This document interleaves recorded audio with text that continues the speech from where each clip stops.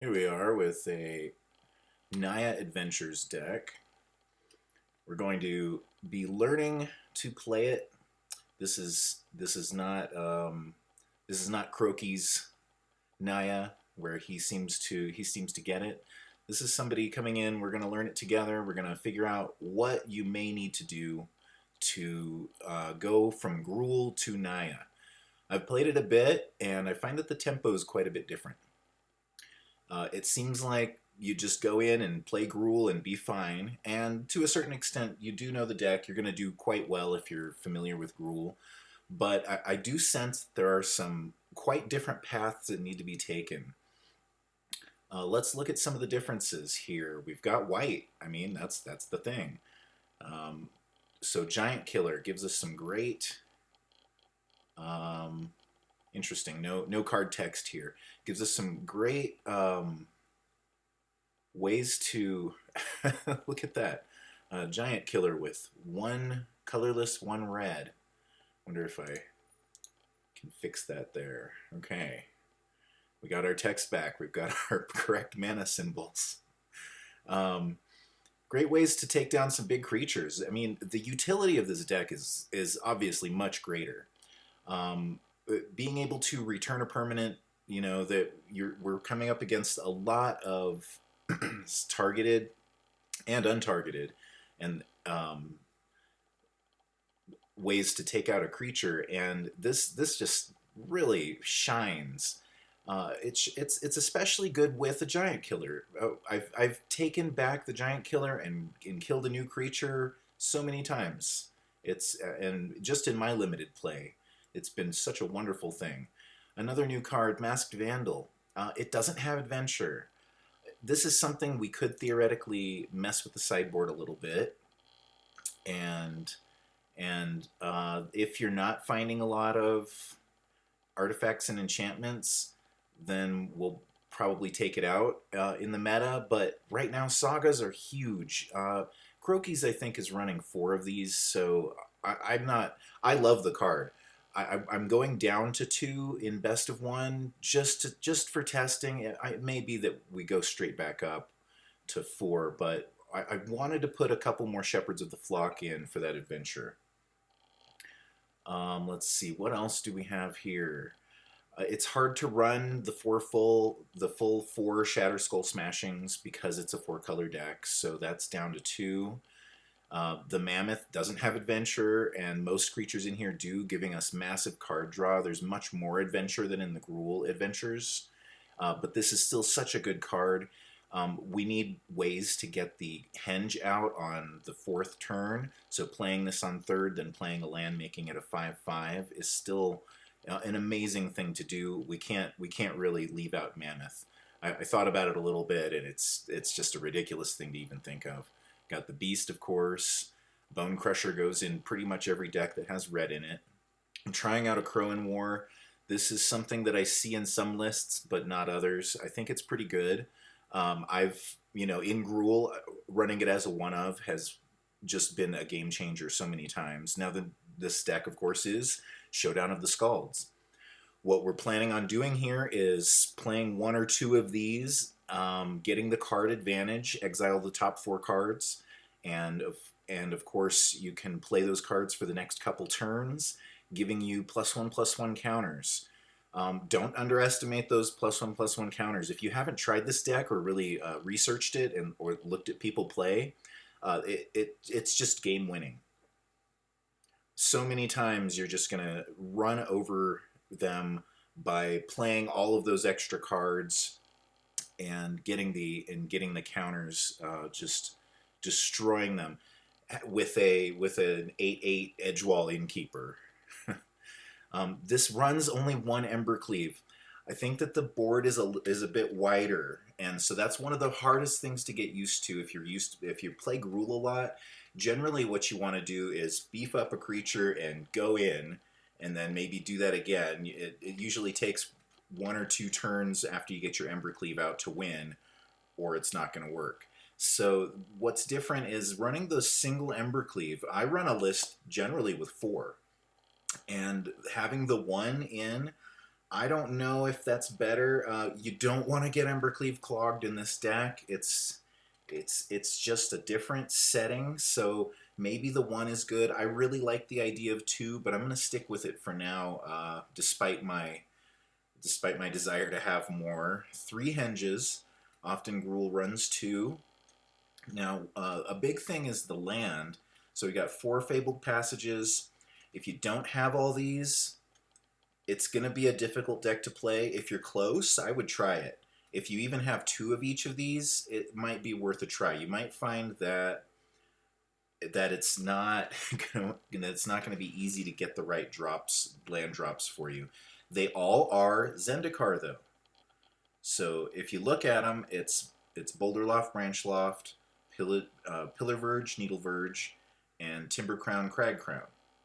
So maybe you've already got them in your set from going through Zendikar. If you haven't crafted them all the way through Zendikar, it might be a good time to just bite the bullet and get the last few, because we're not going to be opening Zendikar packs like we were. Okay, so we've only got two of each. Now, if you look at the deck, generally the white and red move around. Sometimes it's a little bit more white or red, depending on what build you're using. And it's always going to be a little bit more green, which you'd think maybe you'd want to bias toward green, toward forests. But really, since we're using the Fable to fetch, we kind of just want to have two of each, because you really don't know what you're going to want to fetch. Plus, we've got the mammoths here. These will often become land, unfortunately, still. Just like in Gruul, you're still going to need those land, and often you don't have that second green to be able to play them, so you just need to throw it down and go. Okay, some other considerations. We have Glass Casket in the sideboard. I'm going to be playing Best of One today, but this can come out, and I'll show you why. If you haven't seen Drannith Magistrate for a while, it shuts this deck down. If you don't have an answer for him, I haven't been able to win a game against him if I couldn't kill it. You know, we've got Shatter Skull Smashing for him. It's not hard to smash him down, but when you see it, you just kind of drop. It's like, oh, because all of your Showdown of the Skalds, if you've got cards out for Showdown, they're worthless. If you've got anything on an adventure, good luck getting them back. You just have to hard cast your adventure creatures. You can't use their utility at all. Okay, so you just definitely need that. Embereth, when it's pure artifact meta and very few enchantments, like, I'm not seeing it very often, but wouldn't it be nice? You can play him instead of the Masked Vandal and get the extra adventure card in. Love the idea. It's not happening very much. A lot of people are running a couple Vivians instead. That's pretty good too. In Best of One, I might try Vivian, but I'm not going to do it yet. We've got our other Masked Vandals there. Scavenging Ooze is often a 2-of. If I can fit it, I'm gonna see how it does. The few games that I've gotten him out, it's been great. I've loved to have it. We're going heavy on adventure, so we've already got a lot of adventure going.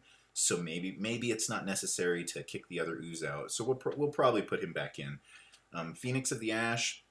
I have not made any Ox of Agonis. That would probably be a better spot here if you're looking to build the highest tier deck. And you're just seeing a lot of rogues. Probably Ox of Agonis rather than Phoenix of the Ash. Elspeth Conquers Death would be nice main deck. I would love to just try it. If I'm seeing a lot of, just unkillable, dream trawlers, we find Ugin in every other deck, something like that. We might just mainboard 2 Elspeth Conquers Death. I haven't been able to find a good Best of One version of this. I think CGB may have done it, but he was pretty much using Croaky's list, so let's just see what we can do with it. Oh, okay. Let's fix the sideboard. I'm on craft. And go into some Mythic games. I expect to drop a little bit at first, but that's okay. Let's see, starting at, 1430. Well, it doesn't matter if we drop from 1430. Get into some percentages here. Standard ranked with Naiad. Naya Adventure. Naiad was a fairy who lived by the streams in ancient mythology. Was it Norse? Or Gaelic? Maybe it was Gaelic. Okay, this will work. No white source, but only, we're not going to be playing these right away anyway, so hopefully we can draw into them with the edge wall and Love Struck.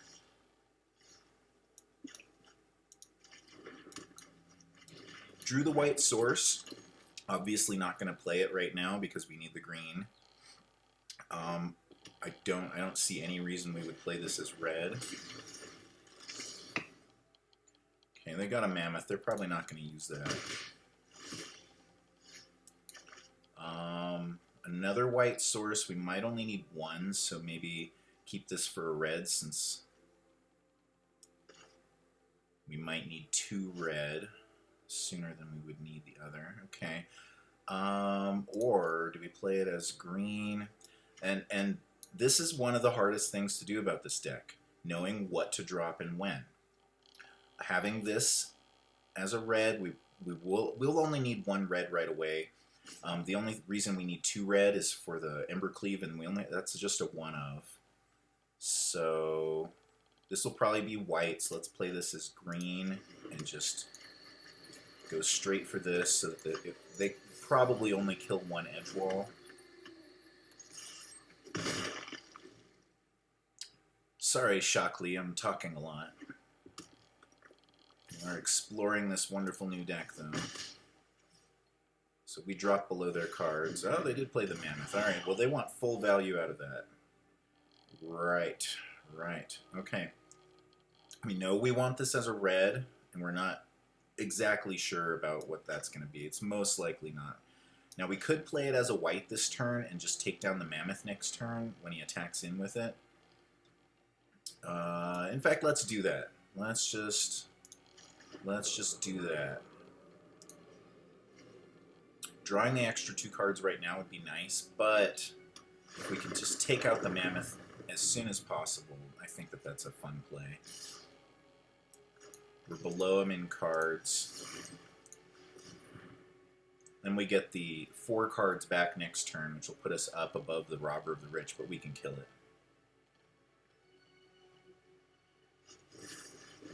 Ooh.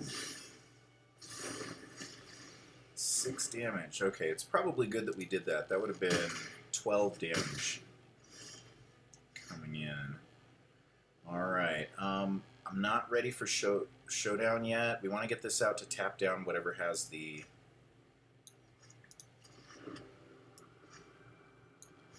Embercleave on it. Probably should have put the Giant Killer down first just to see what we grab, but this seems about right. Okay. Probably not blocking a double strike. Oh, that's rough. Okay, we have to take this on a creature or we just die. This is probably the end of this game. Don't see any way out. If we block there, that's 5 damage to it and then 5 to us. The only chance would be maybe that he blocks the giant, he puts the Giant Killer ahead. I think we pretty much have to use a Crowan. That's a good draw for this. Let's see, 5 mana available. Maybe the Beast and then tap down something instead. So let's put down Fabled. We'll probably want it as a white. And the Beast.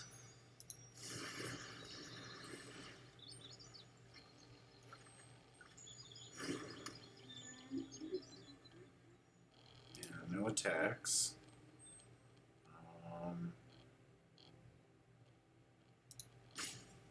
Good on the forest. Organize this hand a little bit.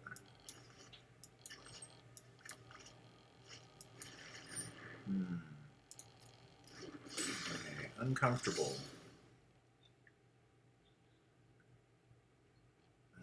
That Torbran is really messing things up for us. Okay, so we went into combat. I wanted to wait so that he couldn't theoretically move the Embercleave over, not just tap it down at the beginning of his turn. Okay. So that was the risk too there. He waited for us, we waited for him. We have to block everything, pretty much. Can't bone crush our way out of this. It's too bad the Showdown couldn't have gone down a couple turns ago. If we weren't on the back foot from that Embercleave, could have put Showdown and had this be a 6/6, which would have let us get out from under the 5 damage that the Torbran Robber of the Rich combo does. Well, let's pass. They can attack in, probably with everything.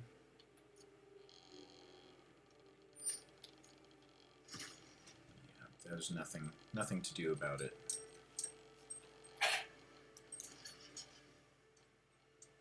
And let's just anyway, let's go to the next game. Shockley. I've been seeing a lot of mono red. Oh, down to the percentages. This is the first time this season I've been down into the percentages. You know, playing in Mythic with a deck that you're not good with, or some deck that you're testing, which is, I've been doing both of those quite a bit this season, isn't going to get you any points. But it's a great way to, like, if your plan is to get up high in Mythic for those qualifiers or something, you're probably going to want to have that experience anyway. And it's early enough in the season right now that my rank isn't going to make a big difference.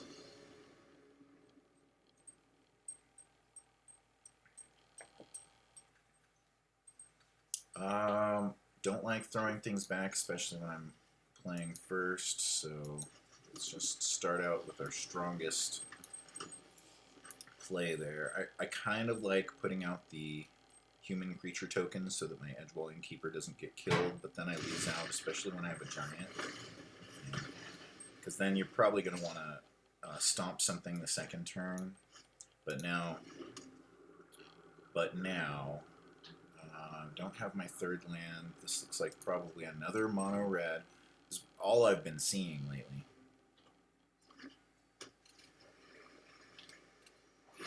Okay, maybe not. What are you? Okay.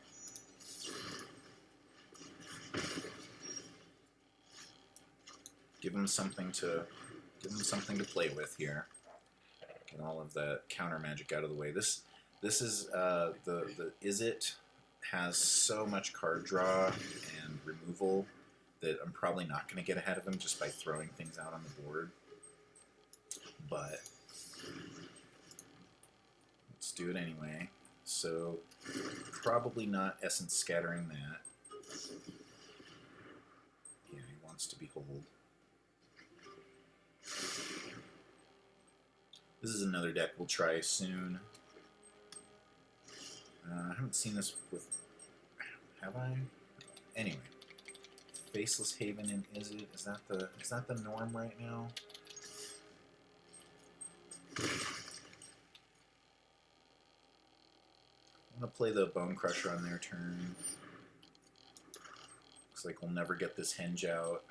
I don't know. Maybe I should have mulliganed to try to get more land.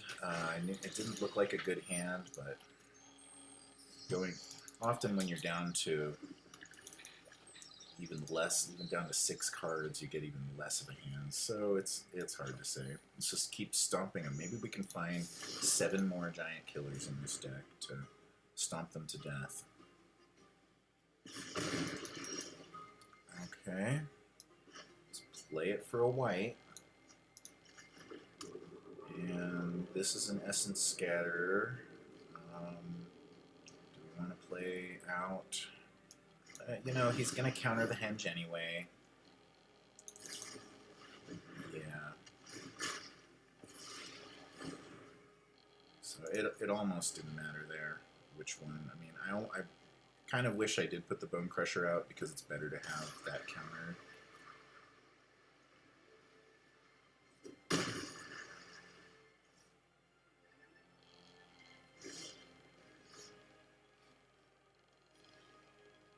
Okay, well, we could double block there.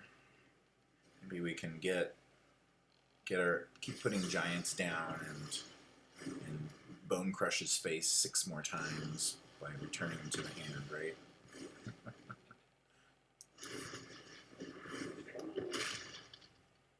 Now, let's just play this out so we can take a good look at the deck. This is an interesting and upcoming deck. It's getting really popular.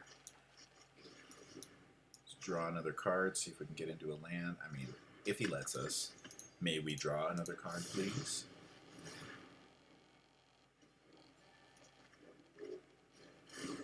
We may draw nothing. A nothing card. Gives us a blocker against the giant and a giant killer against the shark. So, I mean, puts us back into doing something, kind of. Yes, kill the shepherd so I can't kill yours. Your cards. Okay. Attack in and... Yay! Hello! This is what I find with this deck a lot of the time. And I don't know if it's best of one because I don't see Croaky's... He usually loses one of his matches from what I've seen. And a lot of the ones that he plays, but then his overall win rate in best of 3 seems very high. So it's possible this just isn't a best of 1 deck. I'm trying to figure out what's going on here. Maybe it's just the driver.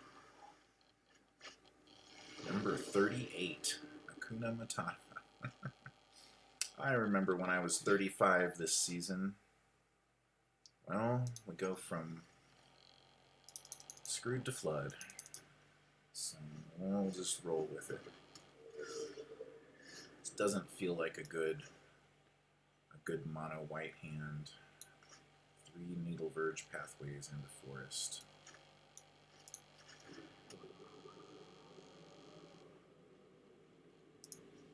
Okay, we could return our land to our hand apparently.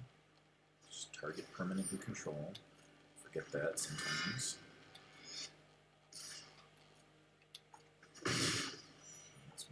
Full control on with a white. Okay, we'll save that for later. A white and a red. It's our only play. I don't like it. Oh, that was supposed to be a red. I clicked really fast because I was looking at the shepherd, but it doesn't matter too much at this point.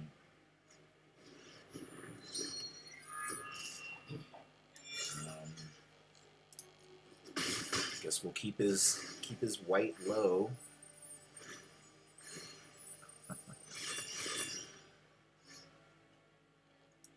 Yes.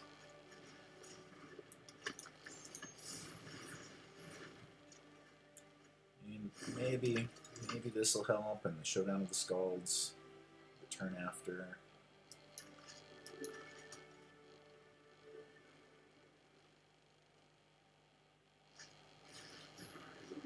Right. That is painful. Now he gets the Daxos back after we kill it. It's tempting. So he can just keep playing this sword. If you haven't come across this yet, the equipped creature gets +2/+0 and vigilance. Whenever it dies, return it to its owner's hand. So we can just keep equipping over and over again. No reason not to do it, though. Okay, we have the 2 white. Let's put this down as a red. The thing about playing this version, like usually we're all used to playing dual lands, you know, maybe Pain or maybe they come in tapped or something, but they always have the ability to get both. pathing your lands is really critical, and what you want to do is always put down what you absolutely need first, and save anything that you just aren't quite sure of until for as long as you can. Oh, and it tapped 2. See, such a problem too, especially with these 3 colors. Why wouldn't it save open for Giant Killer? Because we have a 1 to cast red in the hand, maybe. Because Giant Killer isn't on an adventure yet, so it's not available.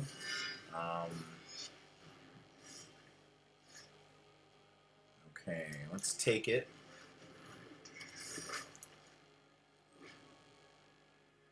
This can be a green. Maybe we'll put down the Mammoth, but probably not. Just, it stops him from getting the 5/5 out. Gives us an attack. Maybe he'll kill his own creature. Of course not. But I don't know. Maybe I should have put that Giant Killer down this turn. It's not going to do us any good in the hand, is it? Then we could tap down. I didn't want to spend this on a white since we already have 2 whites, so I kept it, but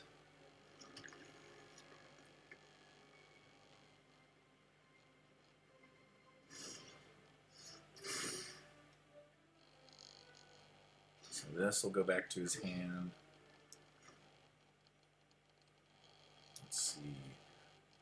Thinking Showdown.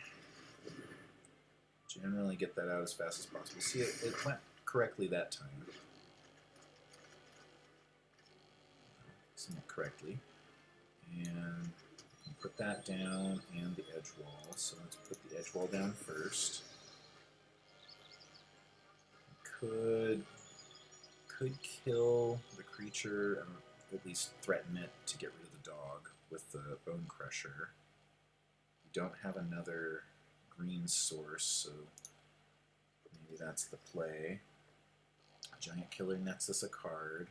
This gets this into adventure, which is good.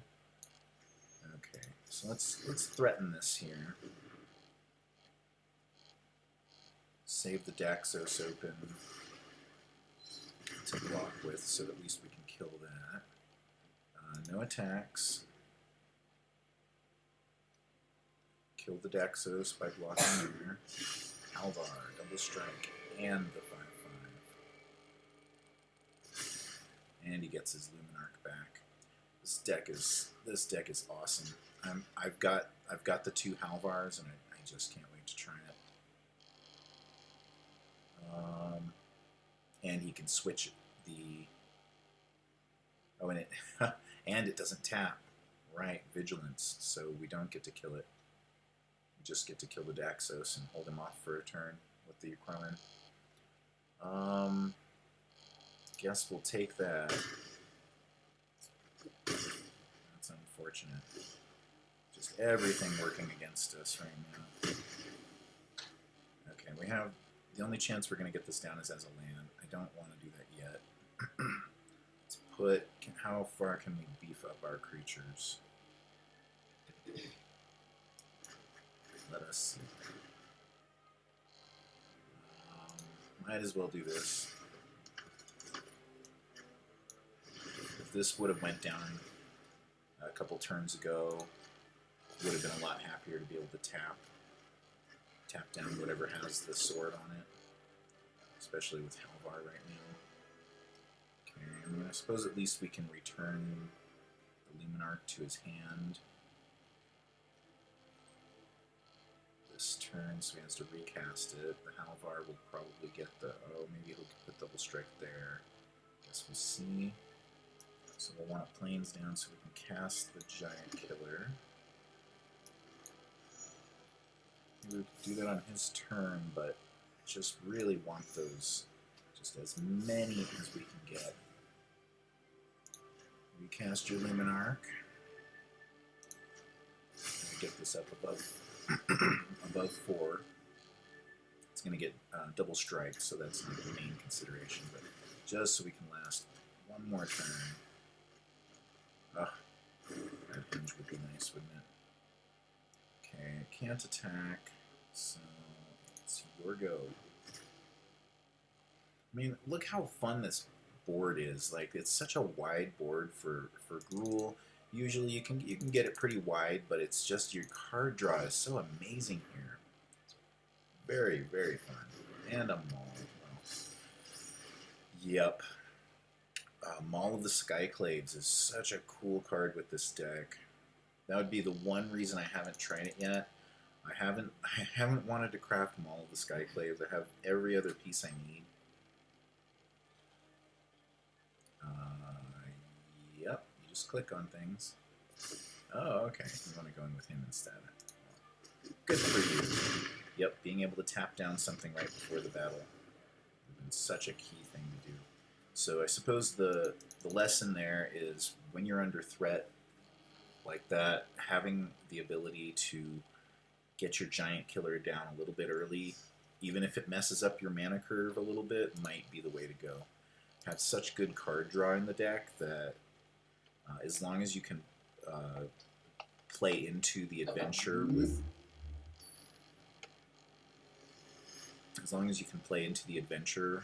with your adventure cards and then get a showdown down, you're probably going to get your land in. Can you turn that off?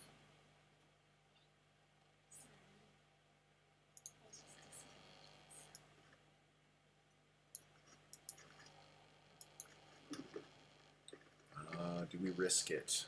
I don't have anything to play on turn 2, so...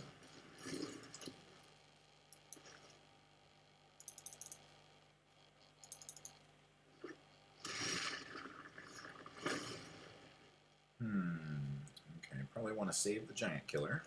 So we're not sure. This is probably red, but we've got the other red source here, so it might turn white. Shall see.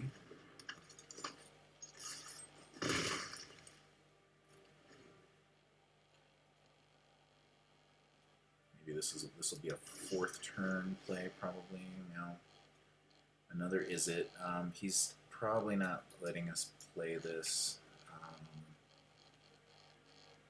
Since we have the Embercleave in hand, let's go for the red source.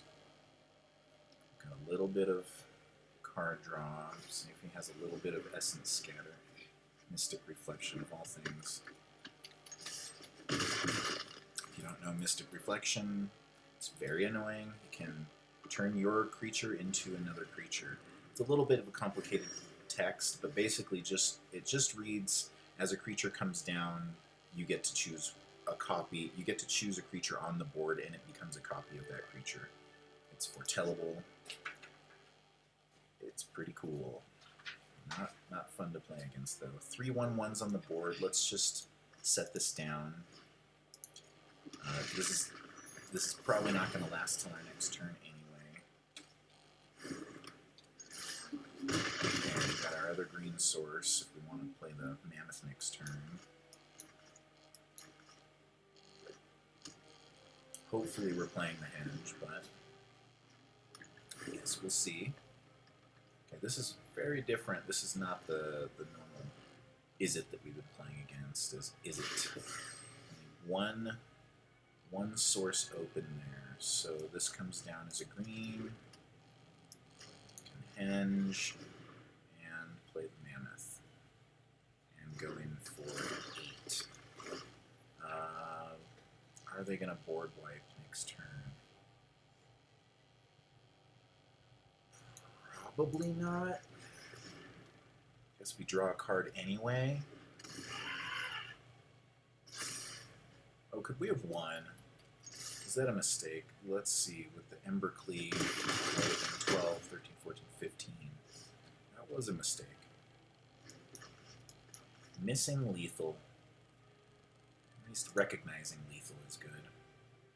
If they board wipe this turn, then we can come back with a little bit of card draw and hopefully get back up to Embercleave status pretty quick. Being able to cut through the Beanstalk Giant.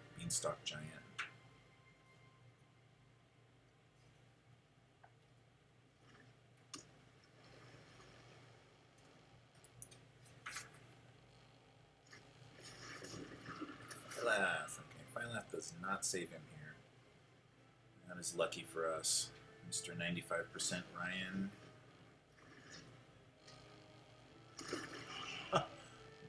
Wow, that's not something I've seen before. How cool. Okay, okay. Let's see if we can get past it. When next time one or more creatures enter the battlefield. Phylath with Mystic Reflection. Not bad. Good trick there. I like it. Let's see if we can just get through with a little bit of damage and Embercleave it home. If he blocks the right way, we can destroy one of the... we can destroy Phylath and then Embercleave through him after with the Giant Killer, I mean.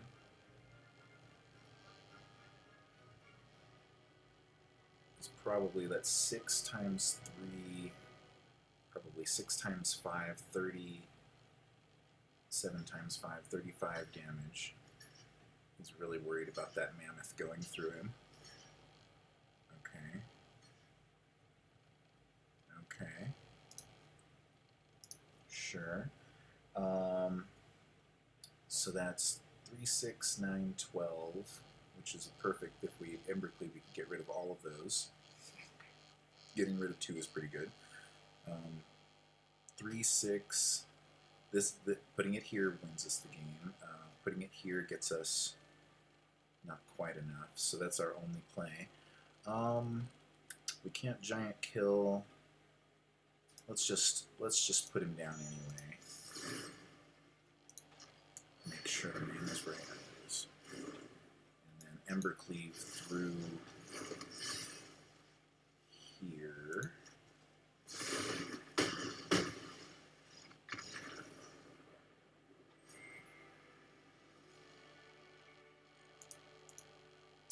Cool deck. Wonder if that'll become a thing. I don't think so, but fun idea, right?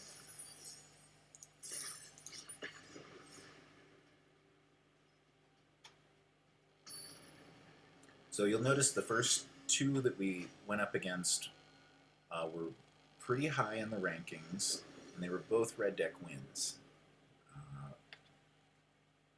I hadn't been having that much luck with red deck wins. Maybe the meta's changed just enough to push it over the edge to be the best meta deck right now or something.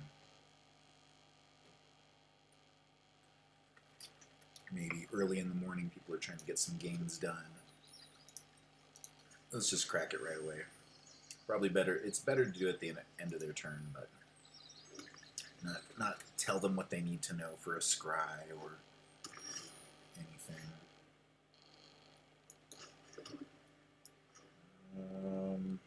We've already got our red, so it'll probably be. I hate to do it this way, but I'm only seeing green, so I'm probably going to put the beast out with him as the 1/1. It's a very fragile way to play, but I really want the card. I want the extra card this turn.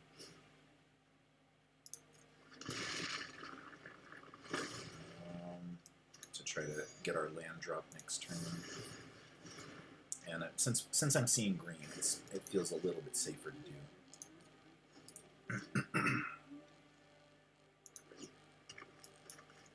Okay, a beetle that grows. Another beetle that grows. So maybe get rid of at least one of those, and then be able to put the innkeeper down.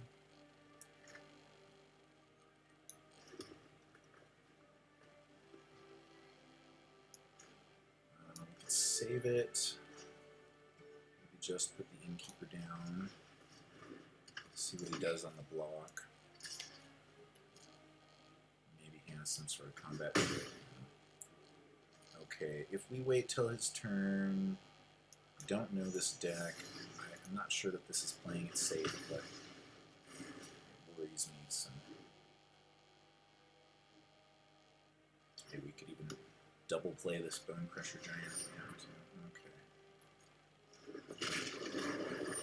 Cut a crow in that over to us and try to finish him off quick. I'm not sure if that's the play though.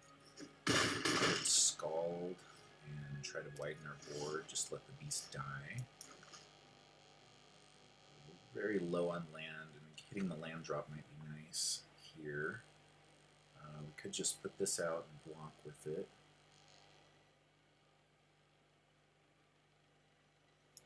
Let's attack in. Maybe we can just overpower him. This is 9, 10, 11 damage. Okay. Okay, Teferi, good game. 1483. I mean, being in numbers, I'm not going to complain, but...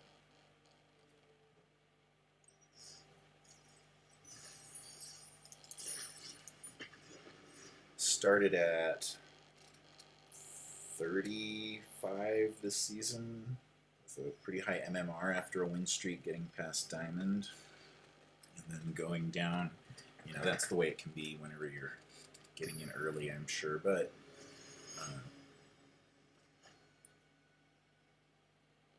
dropping 1,400 ranks is not the most fun thing to do.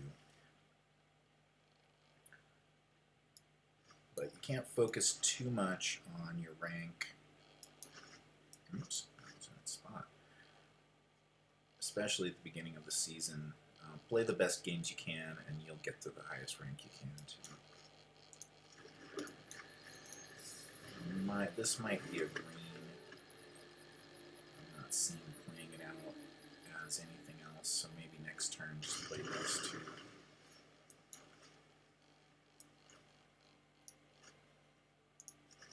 Dual Beast, what do you think of that, Burgoyne? Lots of red. Plenty of red for the rest of the game. This can stick in the hand for a little bit. We'll see what he's doing with this. Ketria Tome. This could be the... Let's see. This could be the Yorion Coma deck. I've been trying it out. It's pretty fun. There's, I think, Coma the Cosmic Serpent is a little bit undervalued. Okay, no white source. It's got 4 extinction events and tons of removal. So we're going to have to get our Showdown of the Skalds out and just try to overpower. Okay, Cultivate. That's not in the lists that I've seen.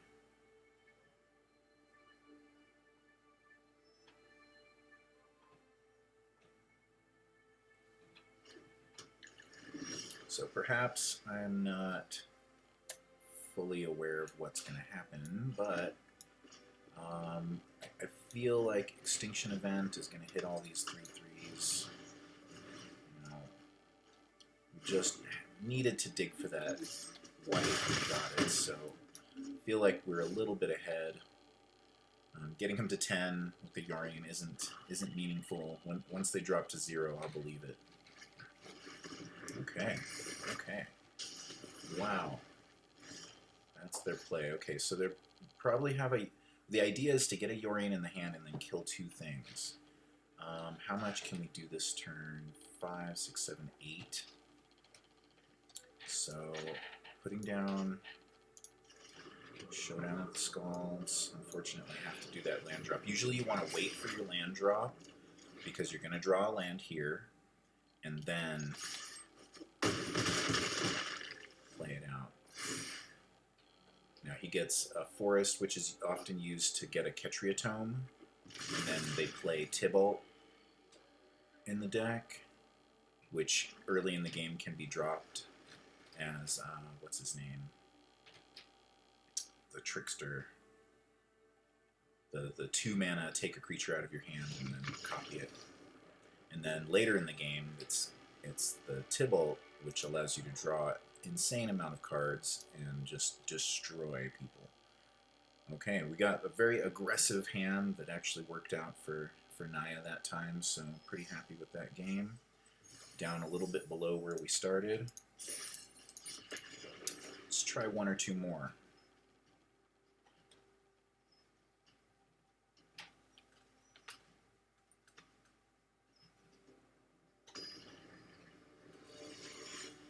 just want to check real quick that everything's in its place. Okay.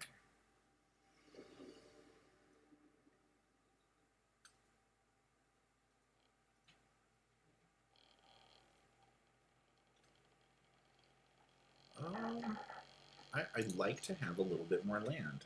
I really would. See anyone in the chat? No. Okay. Okay. Guess we start this as a white since that's our only play right now. I suppose putting the giant killer out is a possibility, and we can at least tap down.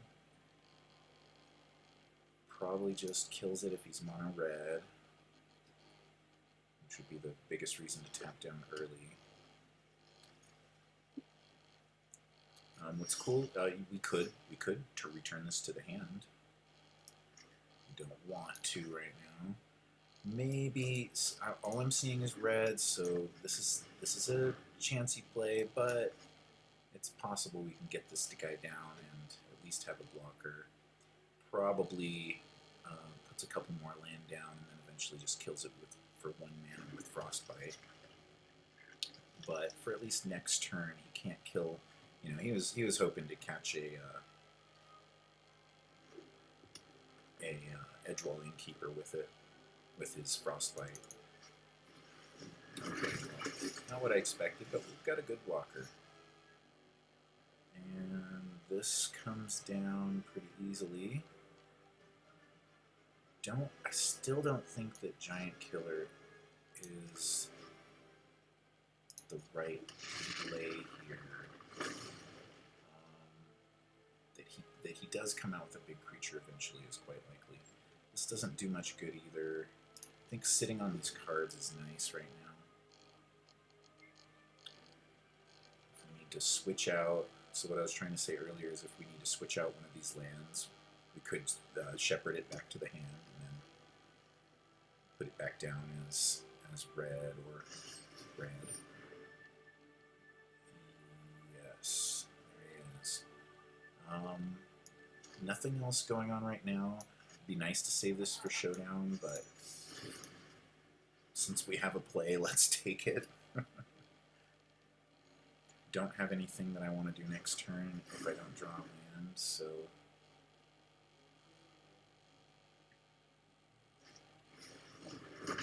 coming in for 3. Okay. With the land, it's tempting to put Showdown, but I don't want to take too much damage. Let's just play these out. I don't want to block a 1/1 with a 3/1, but over time, the 1/1 that we do block is going to end up doing 4 damage and killing us, so maybe. Probably kills it with another card. This might have been too defensive of a play, plus getting Showdown down early gets the +1s out, which stops him from shocking.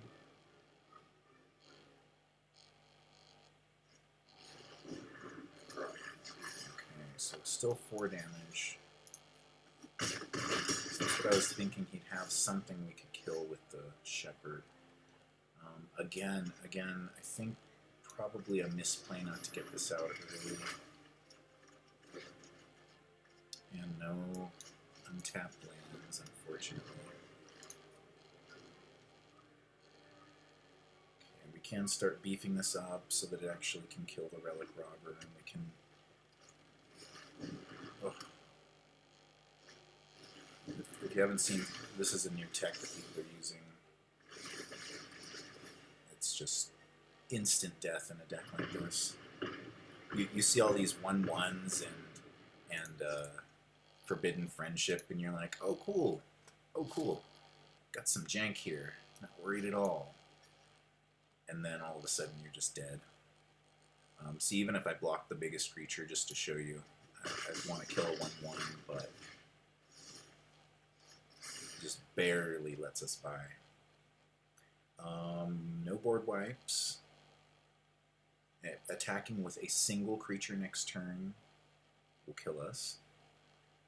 We'd have to either kill that and put down a huge board, or just board wipe.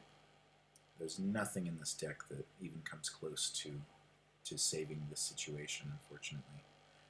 Getting a henge down gives us 2 life.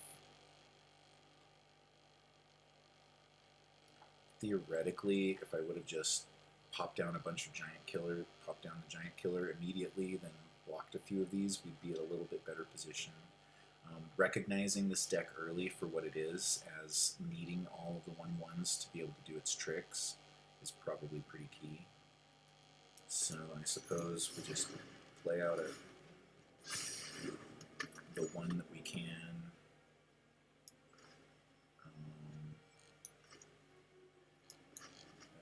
Okay, good game. Yes, that's fun. That's fun when someone GGs you right as you're struggling to live. I'm not giving you the pleasure of attacking into me. It makes it look like we didn't realize we were already dead, and we're just explaining on stream, but that's okay. Okay, back to 1488. That's not where we want to be. I need to be a little bit lower because next time I log on, I'm going to be under 1500. Which that's back into the percentages, if I remember correctly. Excuse me. All right, 1288 to 1488. Let's see how our last game goes.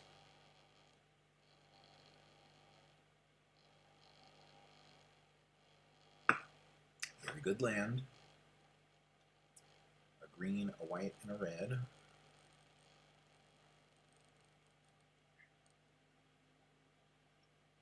And then options, depending on what we draw.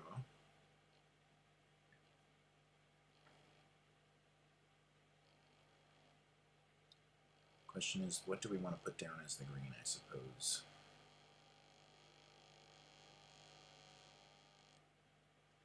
Do we need the extra red more? Or the ability to go into white?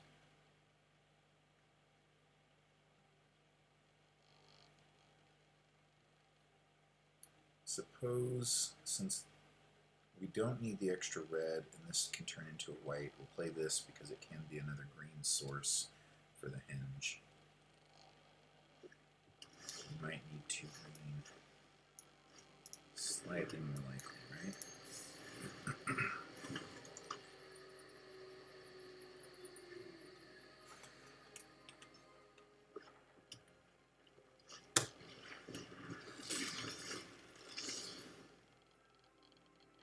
Mono red all day. Mono red. Suppose that means we should fix the deck against it, right? But I know that this is white, so let's put it down as white. We could, since we're not going to play anything this turn, we do need the green. Let's start out this way. Or just put out the shepherd on white.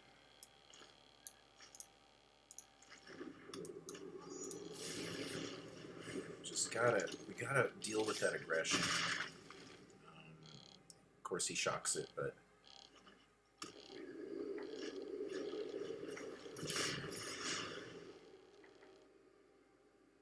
mammoth and a beast. Ouch.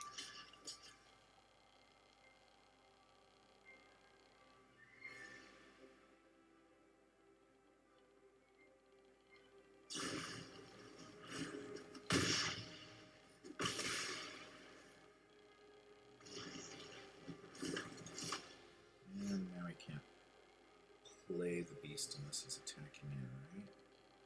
Doesn't have any more rogues. Why do those still show up here? Usually they go away whenever... Oh, he has them on adventure. Nice, okay. Well, he still can't play the beast, so that's good. It's not going to have any green men in the deck. So this can go to red. We need the untapped. unfortunately, that leaves us in a precarious situation next turn with the Henge. And I'd love to get the Edgewall Innkeeper out first. Just not an ideal thing. We're already on the back foot and just struggling to come back. I suppose he feels a little under siege at this point too. We got our untapped land. That is great. That is a good sign.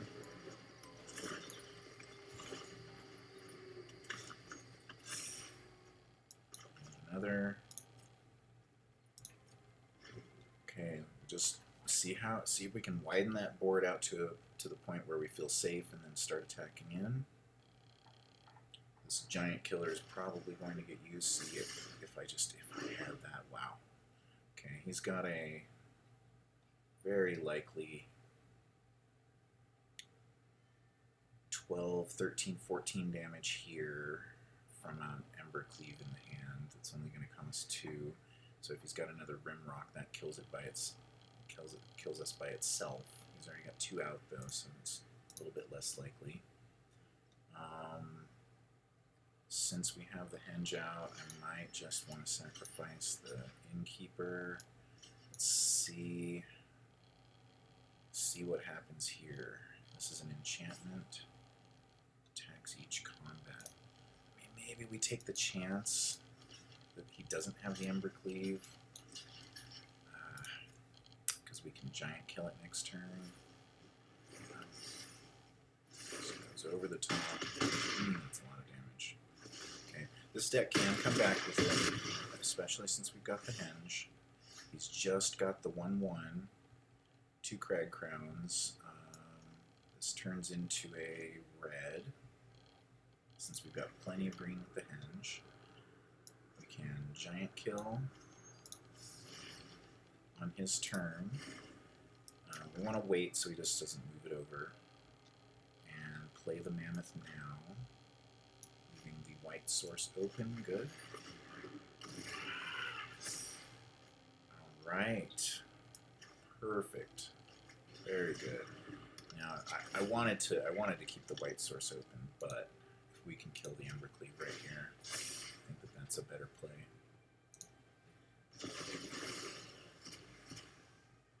Okay.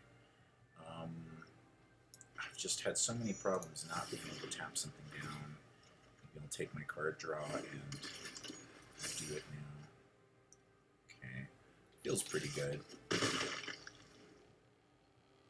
Draws another Ember Cleave. That could be game, but... Ooh, aggressive. Okay. I mean, I'm down. Sounds good to me. Okay, I mean, I'm tempted to just clear this board right now. What would that cost? Only 4, and we have enough left to Showdown. So let's Showdown first.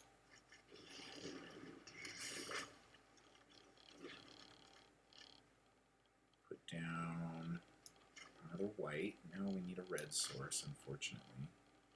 So do we grab it here?